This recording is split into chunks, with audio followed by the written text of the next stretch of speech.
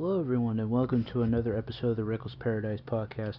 I am your host, Dystro, and tonight I'm just going to go right into the topic tonight.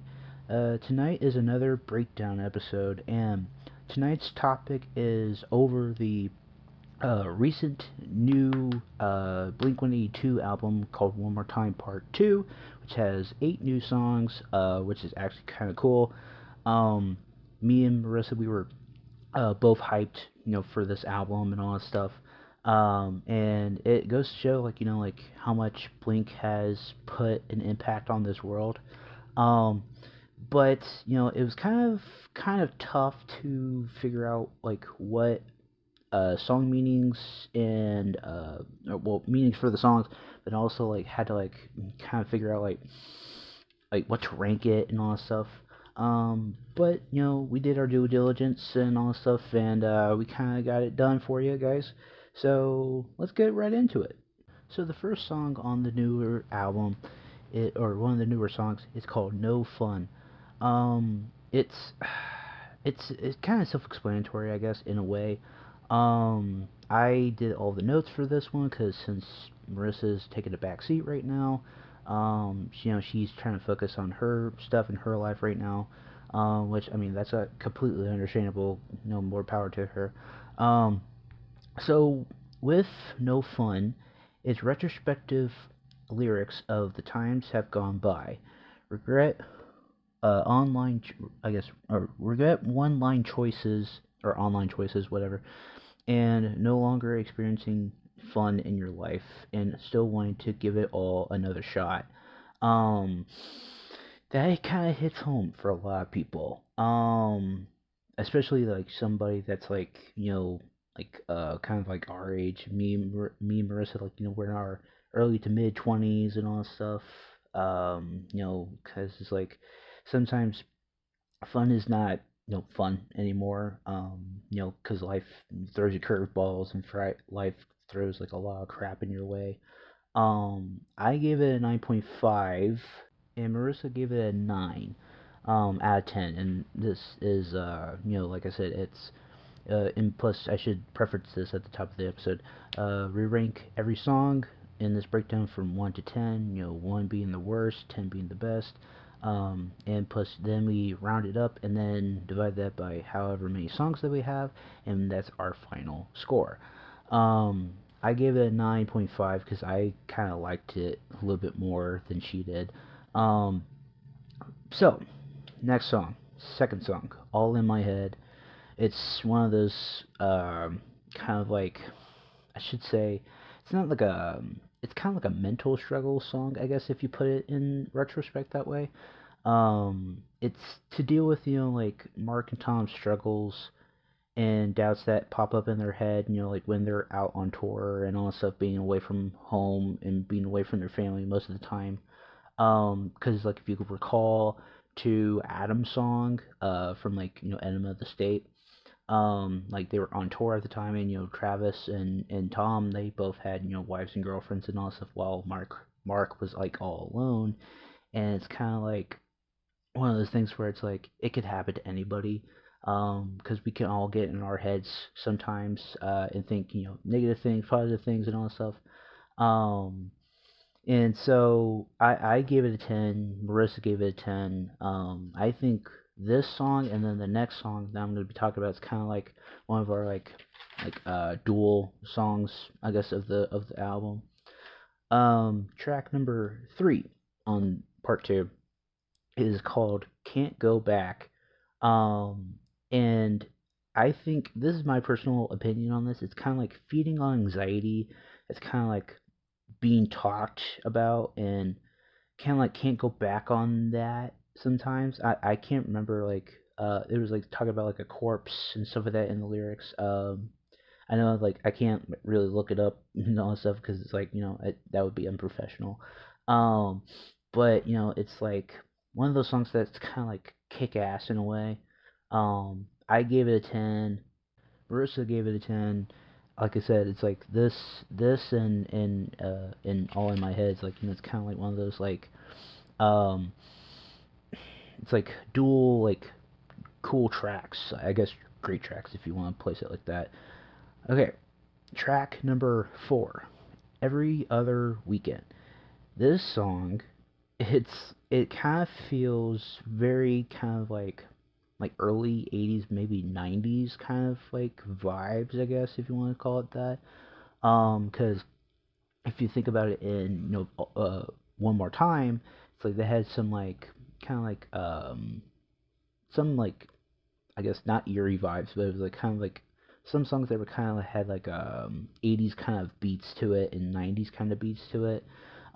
This song every other weekend was heavily inspired by The Cure, because some of the verses are very similar to Friday I'm in Love by The Cure, where all the days of the week are all talked about.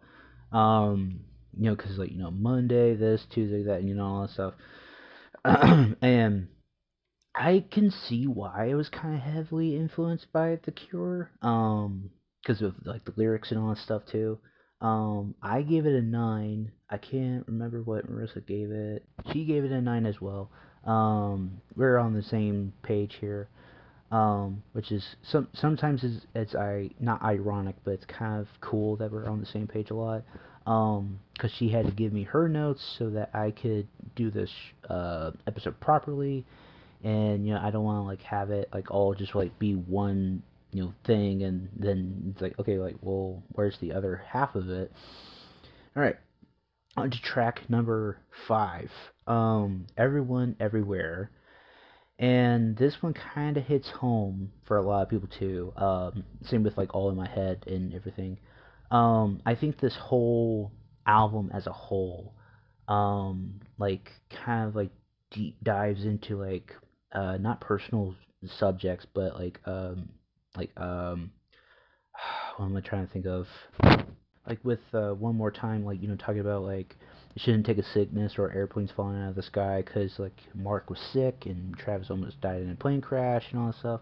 It kind of deep dives into topics of like childhood and nostalgia and and brotherhood and all that stuff too.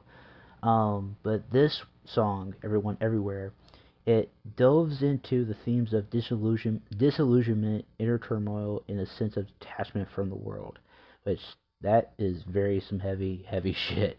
I gave it a 9. I think Marissa gave it a 9 as well, but I gotta check real quick. So she gave it an 8. I think her reasoning, and I think the next one as well. I think her reasoning for it is because like she doesn't really know as much as like All in My Head and No Fun, and then the last one that we'll be talking about. I think she probably just needs to hear it a little bit more, and then maybe she'll enjoy it and all that stuff. But yeah, she gave it an 8. I gave it a 9. Oh man. Okay. Sorry, because my throat's a little scratchy. All right. On to song number 6. If You Never Left.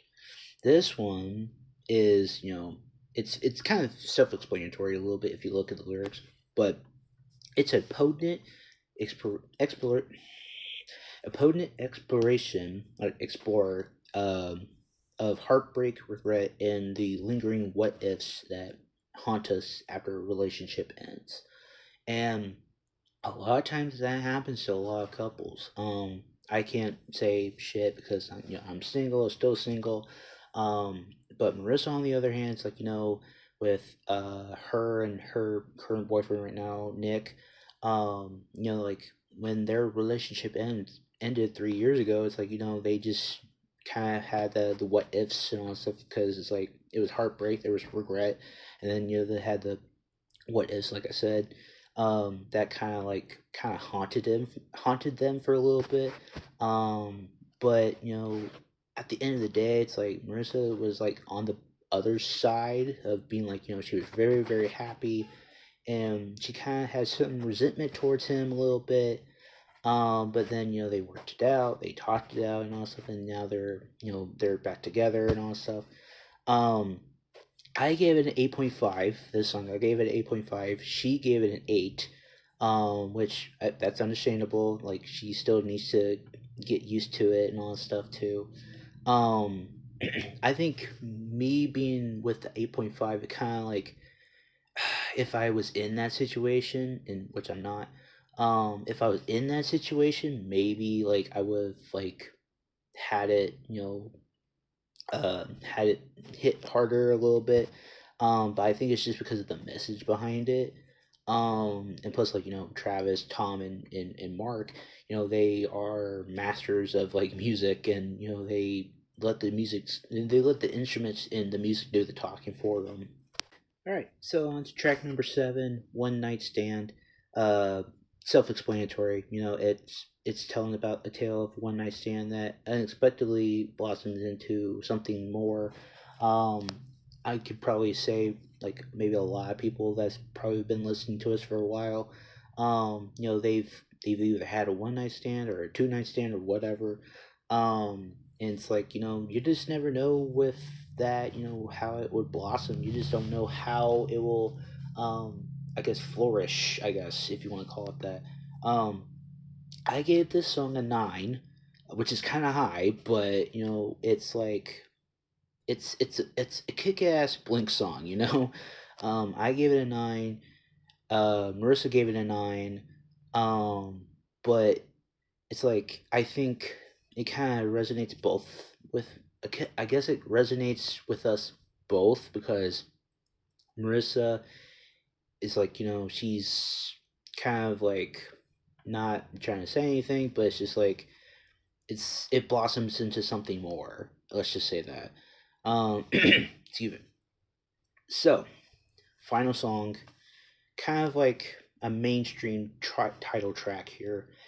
Take Me In, and the lyrics and all that stuff. It's like it kind of makes you think of like something totally different, I guess, in a way.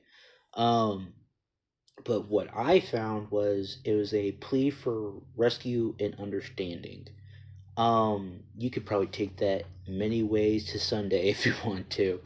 But that's the good thing about this show, like there's some times where some songs will be interpreted in some way, but then you have some other people that, oh well, no, it's like this or something, and that's the like the beauty of music, we interpret things differently in our own minds, like with excuse me, with like all in my head and all that stuff. It's like it's like talk about like social anxiety, mental anxiety, and stuff, because like you have like the little demons and goblins in your head being like, like you can't do this, you can't do that, but then it could be all in your head about like, like what you want to do the next day or something. You just never know.